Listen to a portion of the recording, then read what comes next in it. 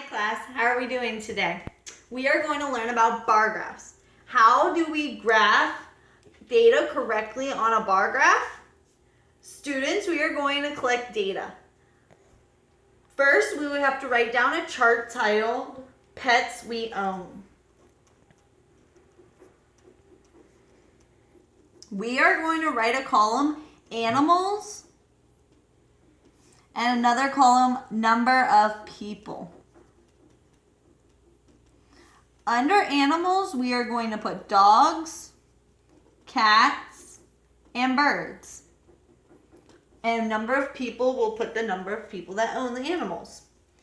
So class, I have a question for you. So I want you to only raise your hand for one answer. If you own a dog, raise your hand. I see 15 people own a dog. So we're going to put that under number of people.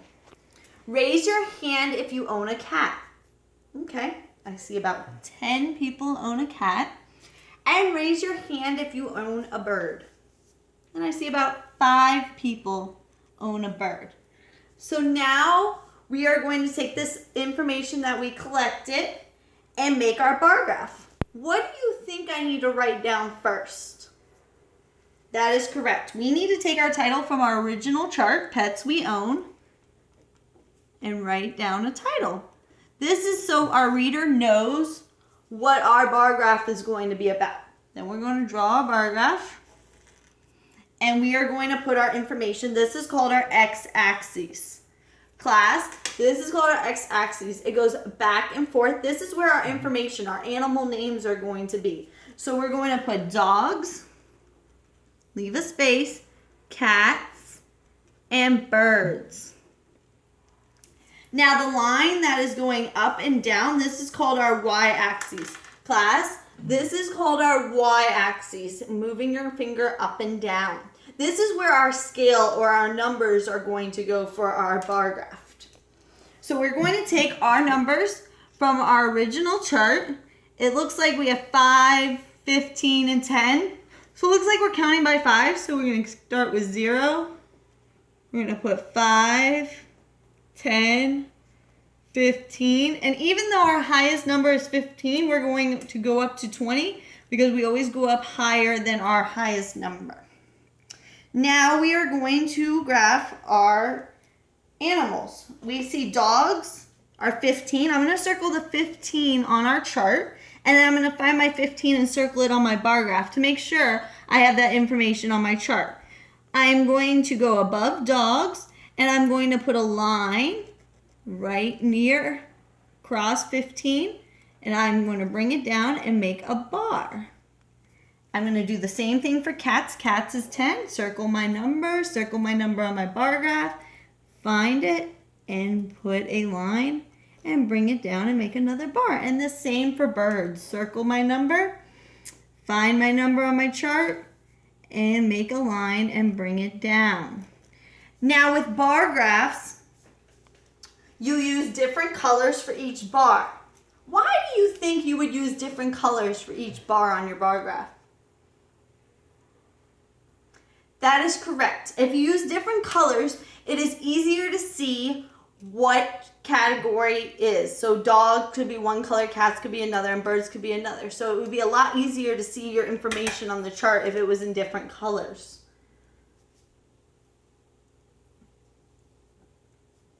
Now after we create our bar graph, you see how much easier it is to find out what animal is owned the most and what animal is owned the least. So you see that our higher bar is dogs and our lower bar is birds. And you can see that if you wanted to know how the difference between how many birds compared to how many dogs, you could find out that birds is only 5 and dogs are 15, and you could see this number between here and see that you would only need 10 more people to own birds to equal dogs.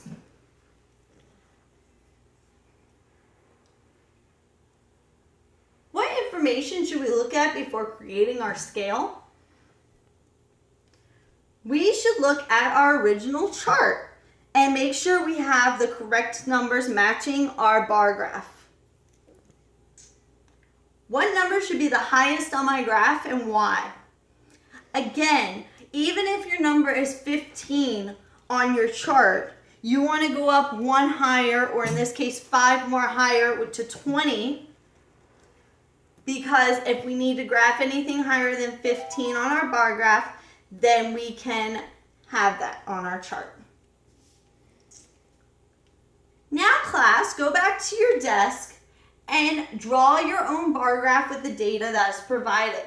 Make sure you label your x-axis and explain what information is going to go there. Label your y-axis and make sure you explain what information is going to go there. And you have to create a correct scale that covers all or most of your numbers in the data. Then you are to graph your data correctly on the bar graph.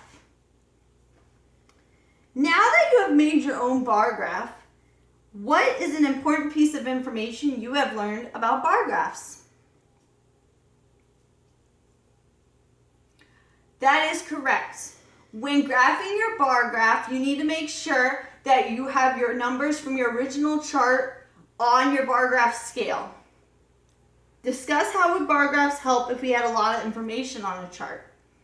So with a bar graph, you can look at information very quickly. Instead of having to go through a bunch of numbers, a bar graph, you can look at how high or how low the bars are, and it tells you information quickly.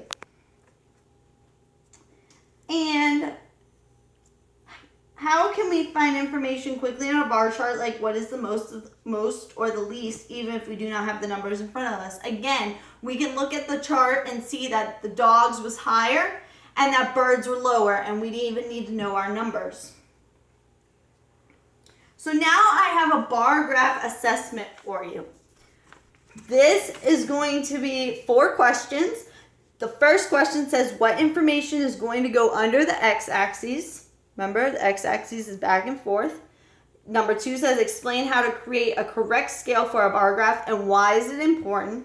Number 3 says, what information goes under the y-axis? The y-axis is up and down. And number 4, you're going to create a bar graph below and label each part that is on here. So class, just like bar graphs display data for us to see easily, there are other graphs that we can use to display data. But instead of using bars, they use pictures like pencils or apples or dots to represent data. These graphs are called picture graphs. How do you think these graphs look? They do look similar to bar graphs. They do have a lot of similarities to bar graphs. Do you think we used information we learned about how to set up a bar graph and how to set up a picture graph? That is correct. A bar graph and a picture graph both have an x-axis and both have a y-axis. And the x-axis information would be the names of the animals or whatever information we are trying to graph. And the y-axis would be our scale on both graphs.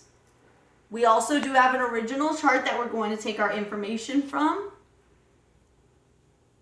And we do have to make sure all of our numbers are on both the graph and the chart.